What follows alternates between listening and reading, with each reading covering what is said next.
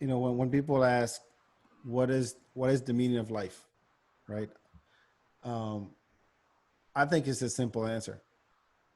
I think it's a at the end of the day, all you have are moments, memories. Take away the car, take away the job, take away the money, take away the wife, take away everything. All you have are moments. So I'm not on a like a YOLO tip where you do crazy shit just to have a story. Right. But I think that you got to be grateful every day to still be here. That's one. And two, if you have every day, if you have something either to look forward to or something that like today could be and that's I'm about to go on a tangent here, but let me finish my point. uh you I'm create like, memories, you create moments. What's that? I was joking. I was like, Oh. You create moments, you create memories, and then you leave something behind yeah, for people. I mean, those memories that maybe they happen with other people, so people, you live on through those memories, or you actually leave something behind. It could be uh things. It could be, I don't think money, if you leave money behind, I think it's kind of but something like, look, yeah, this was my dad, or this was my mom, or this was my grandfather, this was my uncle, or something. um but I think that, and I'm about to go on a tangent here, but it all makes sense. um there's this idea that moments need to be big or planned, like a trip, or oh, we're gonna, you know I'm gonna throw a party for my birthday. Like, it's got to be something big, and right. it can't be just, I just want to be around this person for an hour or two, or I just want to like do this, or and I think that people get caught up in the big stuff and they forget the little things, because a moment could be 2 minutes, just like it could be 2 years, Yeah. and or like a week vacation or whatever. It's like you're overthinking, and you're over programming in your head that this needs to be so big that you will never forget it. Yeah. But if you flip that, and you're like, hey, there were all these little moments that happened here and there. If you were to make like a big, like a mosaic portrait of yourself, Mhm. how the like we did for your birthday, Obi, when we had all Hmm. these little pictures that made a big Obi picture. Yeah. Like, think of it that way. Yeah. All these little Hmm. moments, all these little pictures that made this big Obi picture was Experience. the sum of all these little moments that captured a moment in the life of Obi, Yeah. and that lives forever. Hmm. You see what I And mean? that's what I teach my kids. That's what I was getting perspective on, is like I teach them experiences over things, and experiences with people. So like when COVID happened, we really focused on what our home was going to be like. So we made the home really comfortable and like cool places for like hanging out separately. Focused on our patio so that we could watch the sunset, because I'm into small moments, because of our diseases. So we have to think about the smaller moments. There aren't the big things. And I remember them being a little bit younger when MTV was doing those big Sweet 16 birthday parties, like the Mm-hmm. over the top millions and all of that crazy. And I remember thinking to myself, I don't care how rich I become or successful if I become that. I don't ever want to do that. Nothing against people who do. It's great. I don't want to teach my kids that, and I don't want to do that, ever. That's never anything I want to do. I want to teach my kids about experiences. So our Christmas, Halloween's, or sorry, Thanksgivings, anything, they get a bunch of stuff from their dad. But from me, they've always said, we prefer going with you. And I'm like, well, but mama doesn't have as much money. But they're like, yeah, but you took us to New Orleans for 2 days. I mean, yes, we like stayed in some cheaper hotel, but we loved New Orleans and we stayed in Jackson Square and got our tarot read or something. They remember those experiences more. And Hmm. that even though I am sick and with a disease, there's all these things that like I've learned about experiences mattering, because like you could sit at home like afraid, people that have my diseases, of like big things happening. My brother's a good example. We went to go live with them for like the summer, and my son goes, we go skating, roller skating all the time, and so for his birthday we always go roller skating, and I could have a seizure, fall down, have a problem, whatever.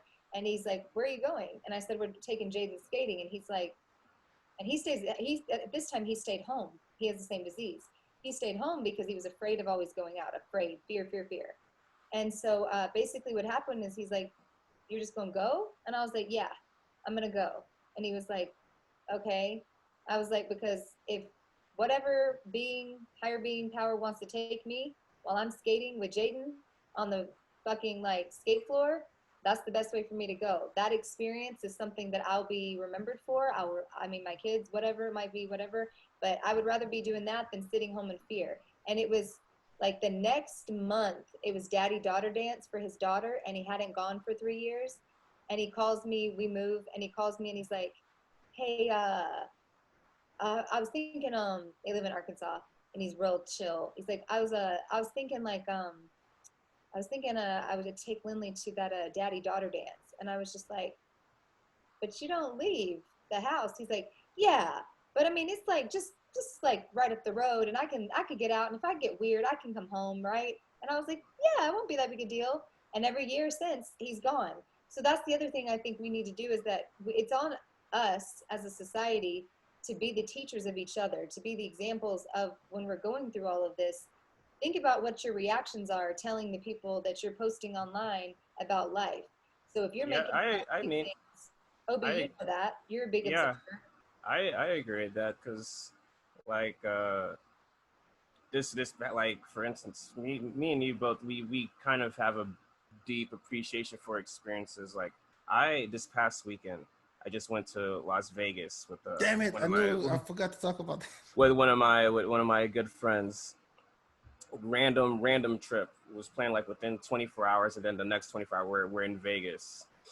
And then and then this past Saturday night was by far probably one of the most random, like coolest, most random experiences I've ever had in that city. And I've been to Vegas a lot of times, but that was Yeah. just like a very random, crazy night. Like, I ended up winning like $2,500 like in Vegas. And then the following morning, I have a sickle cell crisis, and I end up in the hospital. And Oh, I didn't tell anybody this, but I was hospitalized for a day and a half in Las Vegas on a random trip Me. that just shit, happened. man. On a random trip that just happened, that like I like went there to kind of really just support my friend that was like kind of going through a rough time. And I ended up getting sick and hospitalized. And then we ended up missing our flight to come back to Austin. Had to stay there an extra day. Had to get another room to rent, and then had to rebook our flights to come back. But then I got out of the hospital. We still continued with the trip, and it was still. And I thought about it, like, after like coming back, I was like, if I would have known that I was gonna get sick on that trip, would I have not gone and had that experience? And my answer is no. I would still, even if I knew ahead of time I'm gonna be sick, I'm gonna be in the hospital for like a day and a half, like, Yeah. of this trip, this weekend trip. That's like 50% of my trip is in the hospital. Yeah. Would I not have gone? And I'm like, no, I still would have, because I still had that amazing day that I had, and I wouldn't want to change that day for anything. It was a cool. I have a cool story from that day, and Yeah, it's that one just, and day I of life just that don't. nothing, or a year of nothing. That's what Yeah, I've learned. I mean, I was in, when my story, I'm not going to get into it. I'll just make it really quick. But I've had a lot of bouts with having to just be in the bed for like 3 months at a time. I mean, I'm not Mhm. there now that they've diagnosed everything properly, but 3 months of living like that, and then another 6 months of just fear and stuff. And then I've been out and my legs have stopped working before, and someone's had to carry me. Weird That's stuff. what happened to me. I woke up and I couldn't walk, Yeah, and weird. luckily he was like we had to call security front desk, like, hey, we need a wheelchair because But that's my normal friend for can't people. walk. And So we're like, I yeah, guess we're going to the hospital again, and we'll fix yeah, that. And and I tomorrow, think hopefully, I can get out, and we'll go back to doing our thing. yeah, and I think luckily, like, if like Back would know, like, because Back's been with me when I've had a crisis. He knows Mm. it just happens. And so is my other friend Min. He was with me. He's seen this happen before. So it's like it's not the end of the world. It's just like Just an people's bodies episode. are just built differently. Like Right. I like my vitals just like I went a super long time without hydrating in like Vegas heat, and it triggered everything off like throughout Yeah. the night. And then I woke up and I couldn't walk.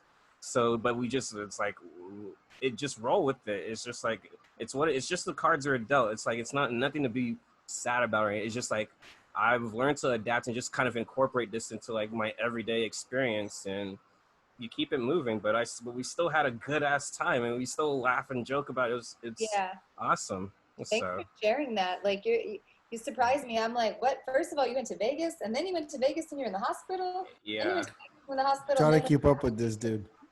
Yeah. When I saw the like, Instagram, I'm like, really, Vegas?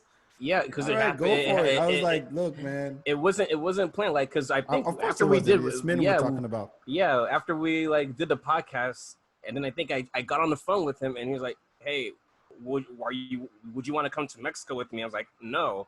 I was like, I'm not going international and getting stuck somewhere. He's like, would you go to Vegas? I was like, I'll do Vegas because it doesn't sound like Mexico. I don't know if he did that on purpose, like throughout the most craziest suggestion first, and then because he wants to go to the second option, but it worked. And I was We're like, gonna go to Brazil.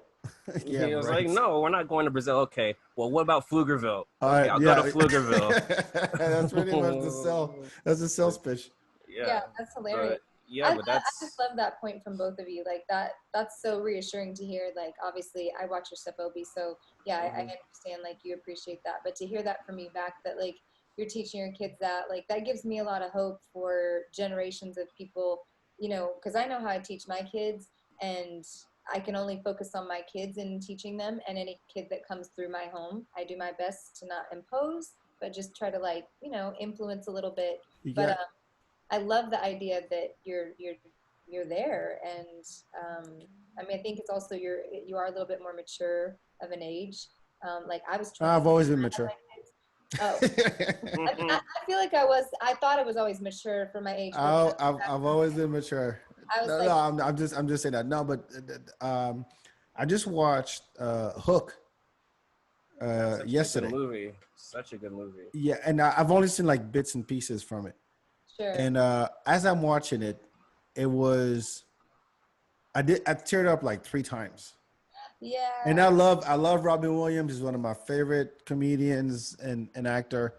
I kept recognizing other people, like, you know, Julia Roberts was Tinkerbell. I had no idea until I saw her. I'm like, holy shit, yeah, she was hot. That's my favorite childhood movie. Yeah, and so I'm watching this, and I'm like, this is the story of somebody who forgot how to be a kid. That's pretty much how the movie starts. Like, he's the serious guy, always like scolding his kids, don't do this, don't do that. And there's one scene when he tells his own son, like, stop acting like a child. And the kid goes, but I am a child. Like, what's wrong with you? And, you know, it's this whole, like, you gotta be, if you're too caught up with life, with, you know, whether it's your job, it's your, I don't know, your church, or whatever you got going on, that just takes away from actually enjoying life. That takes away from the simple joys of, as simple as you take your kids, you put them on your shoulders, or you play hide and go seek, or even whether you have kids or not, by the way, whether you have kids or not, it really eats at you, and it makes you grow older faster, and it makes you wrinkle faster. It adds more stress. It has all these consequences, and then you wake up one day and you're like, fuck, what have I been doing for the past 10, 20 years? And you realize I did not live, because all I did was work. And I rewarded myself after 6 months with let's go on the weekend, like the big thing, right? The big memory, the big thing that I'll remember for the rest of my life. And then maybe that went to shit or whatever. Yeah. And then I go back to my grind again. And then And so And you're stuck in this constant loop of trying to survive when just the act of living, as simple as it sounds, you totally forgot how to do. That's what I And said in my book, was that I was blessed. I was thankful to get sick, because I would not you have need that stayed. wake up call. I mean, some I people do. had to get that childlike mindset back to enjoy life as a child. So I like my kids say it all the time. They're like, "Mom, like you're literally not like mature wise when I talk to them, but they're like, you know, like you have fun. Like our house is fun every day, and that's a good feeling to hear. I'm not saying that to brag or anything, because we have our own shit here too. But like they're like, our house is fun like every day. We're laughing about something, doing something, and I don't tell them like, hey, stop, don't do that, or let's not do this, or you know, I got work to do or whatever. We take time for that because, you know, I saw exactly what you're talking about. I see these hustle. It was hustle and grind. People were like, I'm on my hustle. I hate that word personally. I don't like hustle. Like I have a sign that I give my clients that crosses out the word hustle and puts a line, because you have to do less work if you align yourself with the right things. You don't have to hustle as much, I think. But the group that I coach is actually, we actually do things that are childlike. So we go back to coloring books, we go back to dance parties, we go back to things from the youth, and then they also have to create playlists from when they're about 13 to 16, because it triggers the brain. This actually, if you're an Alzheimer's, if anyone in your family has Alzheimer's or dementia, it triggers the brain to have songs play from about 13 to 16. There's something about the formative years of our brain when we hear 13 to 16, Wu that Tang Clan. yeah. My English. There's like yes. but what you just said earlier, Kim, is something I completely agree with. Like, I honestly, as much as this chronic illness, like, I hate the distraction of or the pause that it puts in my life, but I'm very blessed that I have it, because if I didn't have this, I wouldn't have done as much stuff in my life as I've done to this point. It's like this guaranteed motivator in your life to like do as much as possible, live as much as possible. Like you don't you it's like you there's something about it that you don't take anything for granted. You're always consciously aware of everything that you're doing, and so like I wouldn't have never made it to like to I would have never went out to like LA to a move to go on a Bruce Willis movie set at 19. Like I would have never hopped on if I didn't think if I didn't know how sick I was, and I that might be my Well, only chance to do it, or I wouldn't ever go to Tokyo yeah. or do I all mean, these Obi, things. that Like, that one year when you left and lived in Europe for a while. yeah, I would have never went The- to Paris or Rome No, I or mean, any not all not that just stuff. that, but I remember we had this conversation when you came back, because I was like, I mean, I grew up in France, and I go back less often than I want to, but I used to go back every summer, sometimes twice a year. And if there's one thing they know how to do there is live. Mm-hmm. Yeah. Every 6 weeks in France, you get a 1 week or 2 week vacation. That's in the school agenda, Yeah. and I'm in schedule. But it's like the simple idea. It's not about what you're doing as much. It's also about who you're doing it with. And the when I go back, it's like I'm right back in. I can sit at a cafe for 3 hours. Like I can have dinner with my friends and start at 9 p.m. and not leave till 1 a.m. because we're just there and we're talking and we're shooting the shit and we're still eating and we're drinking. But here it's go, go, go, go, go all the time. And you're like, hey, can you pause a little bit? Because and this always fascinated me, because I'm like, I've never seen a country so obsessed with health as this country. I've never heard or been to a gym in France. I didn't even know they existed. I didn't know that was a thing until I came here, and people were like, "Oh yeah, I go to the gym and I work out and and I'm like, But while being the most obese country. no, but because it's just a a way to fix the problem, because you're like, you overstress, you eat so much because you don't have time, so you eat fast food, and you're always in your car, you're always in front of a computer, and blah, and so if I want to fix that, I need to get healthy. How do I get healthy? I go work out, I eat right, I do all these things. There's a whole industry just for that makes billions of dollars every year. And you're like, yeah, but if you really took a few minutes out of your day just to sit in the chair or sit in the grass and stare at the sky for a few Oh minutes, my It's gosh. the to go. It's the whole go go go culture in I mean, the it U.S. blew my mind It and when I got here. everything. Think about think about just the whole industry of water bottles. Like Oh, we don't get me can't started. we can't even we can't even wait or to We were pour ice convinced. and that, but we go and buy a water bottle to go take with us to wherever we have to go next. Yes. Yes, Like, and then like it's just everything here is you have to get it to go fast, and you have it's to faster, it's and you have to better, it's this is how like our economy, like how we say productive, like it, and we're but bred, we're grown that way. We're that's our the culture here. You've It's got just people that won't even take a lunch break. They'll go through the drive-through yeah, while yeah, making sales because calls and they and think and and the people that don't and him the people that don't take a lunch break think that they're doing a better job than the other people that are taking.